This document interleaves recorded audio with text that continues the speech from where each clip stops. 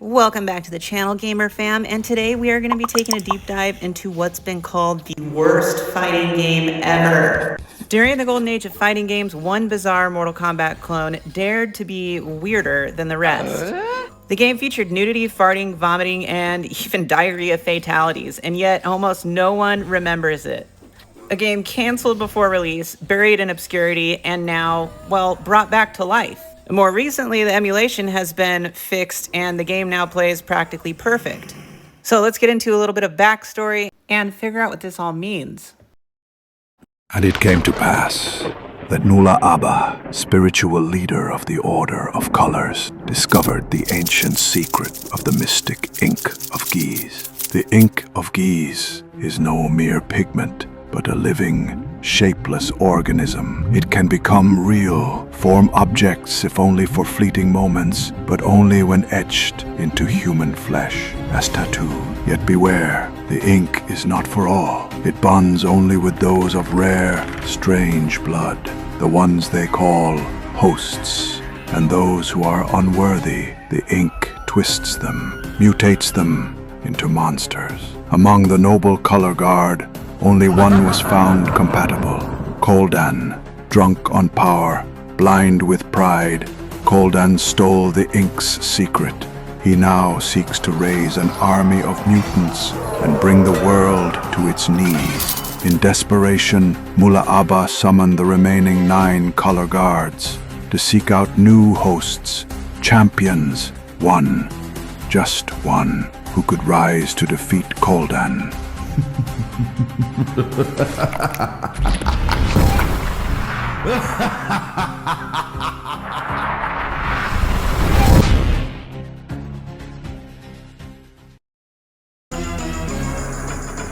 While Tattoo Assassins may have been canceled in the mid-90s, in 2025, the game is making headlines again, because an official EXA-Arcadia port was announced at EVO Japan. For many, it was the first time that they'd even heard of the game.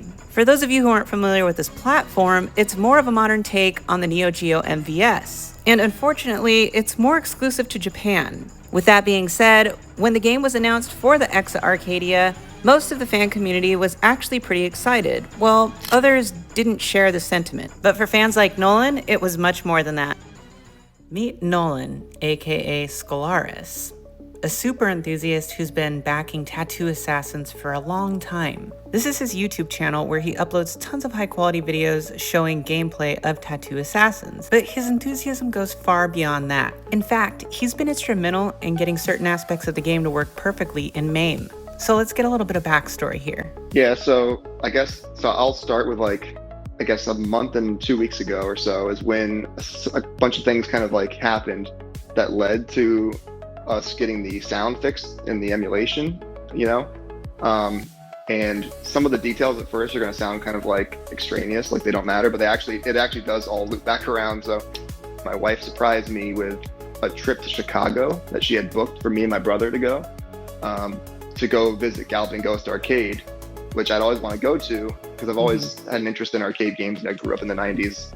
But Nolan wasn't just there to relive the classics. He was on a mission that started 30 years ago, when in 1995, Nolan discovered Tattoo Assassins through a magazine blurb in EGM2. The absurdity of the game, amount of fatalities, and obscure type gameplay captured his imagination. And on a quick side note, it's worth mentioning that this man was heavily involved in the production of the game. Great Scott!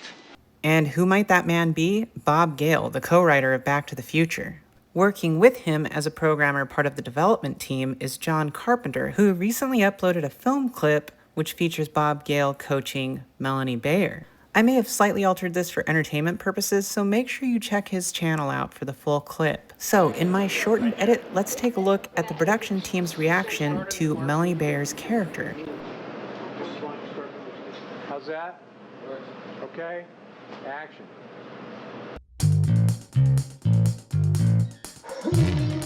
I swear, it's just a 90s video game.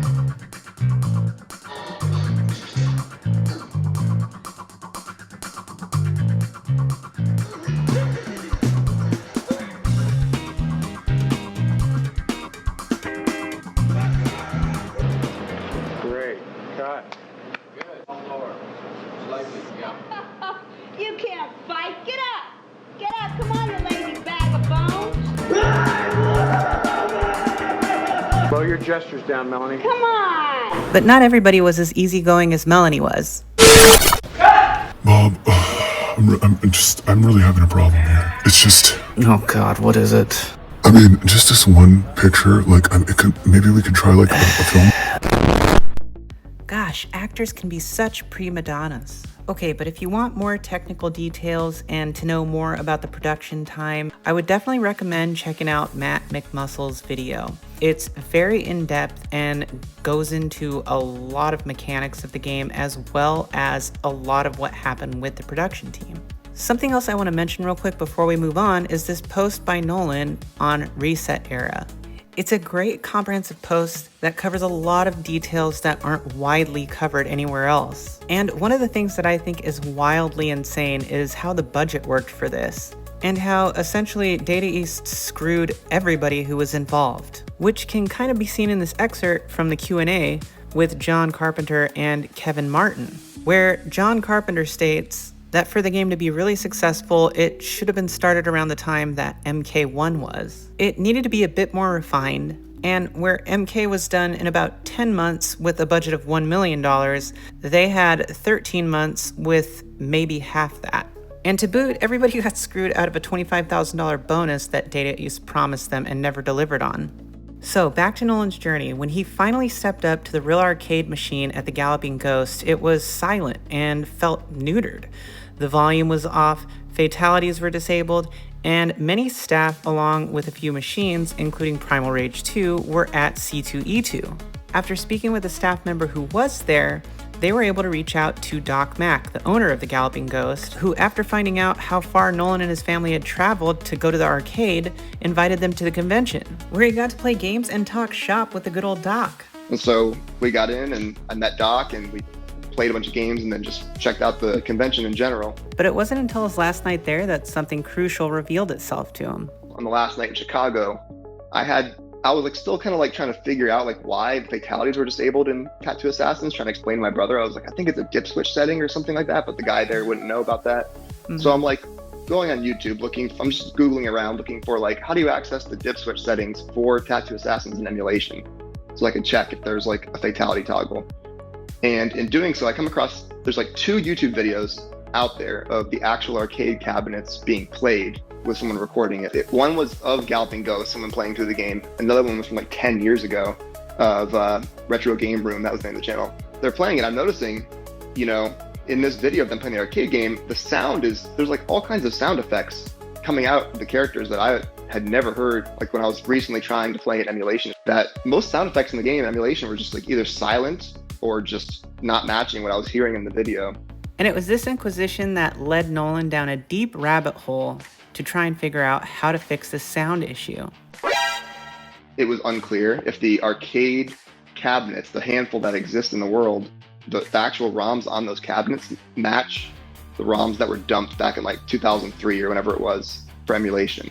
At this point, I was positive that like, okay, either the arcade machines actually have a newer version of the ROM than what everyone has had for like 20 years, or the emulation's got a problem.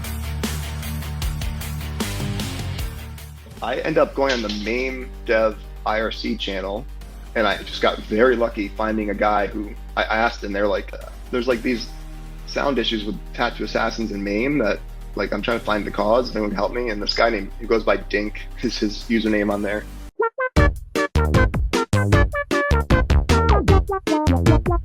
And so Nolan linked up with Dink to troubleshoot the sound issue. Hey man, are you like Dink? Yeah, mate, I don't know why, but I am. What do you mean, man? Like, why do you sound like that? I don't know, mate. Why do you sound like the way you do? Look, this is really weird. Are you like a cop or something? No, mate, it looks like you're the one that smells like bacon. Alright, I ain't a cop, okay? I don't need to know. Yeah, I don't know, mate. No, You I'm smell not. like bacon to me. No, I'm not. Smell like bacon? No. Yeah, no, you do. You are. No, I'm not. Yeah, this is really dodgy. Okay, so we're gonna fix the sound problem with Tattoo Assassins. Sure. Oh, hey guys, I'm Jade, NEON.Bit. This is outright insane. I don't even know who I am anymore. So when he was looking through the code, and we were like going through, I made a whole list of sound differences I noticed in these YouTube videos that were not in the game. Probably like 12 or 14 files, 4 of which are sound banks that contain all the sound files that the game references. And we were like, there's not even in here. Like we were doing the sound test menu and tons of sounds just were not there at all. And we were like, the sound ROMs themselves are not the final ones that ended up in the game for whatever reason. And so I relayed these findings to John and Kevin. John was the one that actually kind of scarpered them away when they were like being shut down as a company. He was one that kind of just like quickly backed up the things on his desktop. Like, yeah, I guess those sound files on my desktop probably weren't like, they were just like old, but the rest of the files were the most current ones. So now it was just a matter of seeing where they could find the correct sound files. In other words, who had the PCB that had the correct sound files on it, because clearly it existed. Due to technical risks, it wasn't a good idea to use John's board, so they reached out to Doc Mac to see if he had backed up his board. But Doc Mac probably keeps backups of the rarer games in that collection there. 40+% of the sounds up until then were just missing. It was just like you would do special moves and stuff and just no sound comes out. And everyone just thought, oh, well, but actually the game was like 95% finished. Mm-hmm. And I was like, well, I still have his phone number from when I met up with him in Chicago to get into C2E2. So I texted Doc Max telling him what was going on, just saying, hey, did you happen to ever make backups of Tattoo Assassins when you got it, like, 8 years ago? And he said, yeah, we make full backups. And I was like, well, I actually have someone who worked on the game right now. I was like, could I give him your information? And he's like, sure. I get Kevin in touch with Doc Mac. A couple days go by, Doc Mac sends over the new files. I pop them in to the ROM and load it up in MAME. And then there, all of a sudden now, all these sounds that we heard on the actual arcade game that had never played in emulation for like 30 years were playing as intended. And with that, Nolan was able to hand over the files to Dink, and Dink quickly took action to get them out to everybody in the community. And luckily, Dink, the MAME developer, was like, he goes, I'll push it into the GitHubs for MAME and FB Neo like tonight. So he did that. And after that happened, I started, going around. I emailed you shortly after that, I think, 'cause I saw your videos and felt like maybe you would be interested in just posting about it around. And I thought it was cool because, all these things kind of came together. It was one of those things where like everyone knew the sound was messed up and probably there was a reason for it, but like I couldn't let it go. Like when I saw those YouTube videos, I was like, man, that sounds like it's gotta be a newer version of this game or something. Tattoo Assassins was born out of chaos, developed in just 9 months by a pinball team with no fighting game experience. It was plagued by executive interference. Joe Kamenkow, the game's eccentric producer, allegedly demanded fatalities where the opponents were turned into the Mona Lisa or Whistler's mom. Sounds like the kind of dude that thinks churning butter is fun or making candles is fun. For the fatality, I want you to turn him into a carpet. Well, I could only imagine that having someone like that over your shoulders would be stressful. Kevin and John admitted that the project was so stressful, many of the team members never spoke of it again.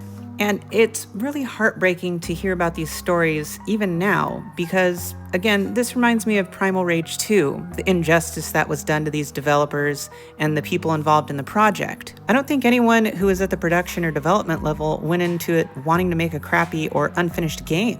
If anything, I think these guys were robbed of an opportunity to release a game that potentially could have blown a lot of games out of the water. What's been called a terrible game and an MK ripoff is now recognized as a playable, bizarre, but surprisingly competent fighter. Nolan's efforts to restore and troubleshoot the sound have revived the game and given it a second chance. And at the very least, it's become a cult classic and highly sought after. So all is not lost for the legacy of the talented team that worked on this. In my opinion, Tattoo Assassins had a real shot at being a huge success, like I said before, even in the rough state it was in. With such limited public testing, it never really got the chance to shine. I mean, with the insane number of fatalities and, let's be honest, the over-the-top nudalities, what teenage boy or grown man wouldn't have been into dumping quarters into a violent fighting game where you could literally strip your opponents? If those cabinets had been pushed harder by operators in big arcades, especially in places like California or New York, who knows? In another timeline, it just might have dethroned Mortal Kombat. The game has a bad rap, but if you actually pick it up and spend time playing it and learning the moves, well, it plays pretty damn smoothly, to be honest. To me, this is a prime example of how a relentless, community-driven effort turned a near-forgotten project into a cult triumph. Tattoo Assassins and the legacy of the team that worked on it will live on thanks to the passion of the fans, and most importantly, to the work of the team that made the game. This whole thing is a loud reminder of just how vital emulation, preservation, and retro gaming communities really are. Because sometimes, the weirdest games are the ones worth saving.